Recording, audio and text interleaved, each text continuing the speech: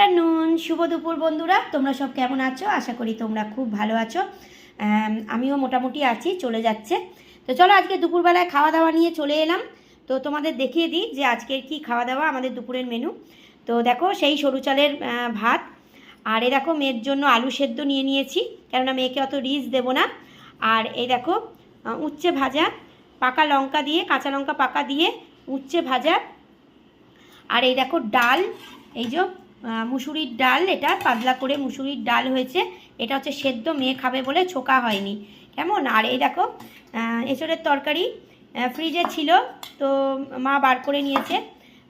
আর এই দেখো ডিম আছে, দুটো ডিম সেদ্ধ করা হয়েছে। আর ফ্রিজে এক পিস মাছ ছিল, মাছটা ভেজে নিয়েছে, কেন 2-3 দিন হয়ে গেছে বলে আমরা রাখি না 2-3 দিনের পরে, সেই জন্যে মাছটা ভেজেছে। দেখো সদ্য ভেজেছে, একদম গরম গরম।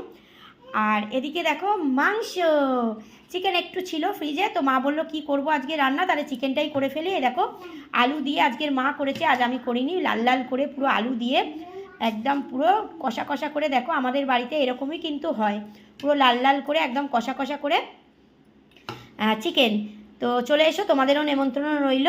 আর যারা যারা তোমরা খাওনি, যাও ঝটপট গিয়ে খাওয়া দাওয়া সেরে নাও। আমরা তো খেতে চলে এসেছি দুপুরবেলা। তো একদম ধোঁয়া উঠছে, দেখো মা পুরো কড়া থেকে একদম ঢেলে এনেছে। তো এই হচ্ছে আজকের আমাদের মেনু। আর এই দেখো শশা, তোমরা তো জানো শশা ছাড়া বৌদির চলে না, শশা আর এই যে লঙ্কা। তো চলো আজকের হচ্ছে আমাদের এই মেনু। আর তোমরা কিন্তু অবশ্যই কমেন্ট করে জানিও যে মাছ, ডিম আর মাংস কারা কারা একসঙ্গে খেতে ভালোবাসো। কেমন আমাদের যখন হয় কিন্তু ডিম মাংস বা মাছ মাংস এরকম মানে হয় আর কি একসঙ্গে।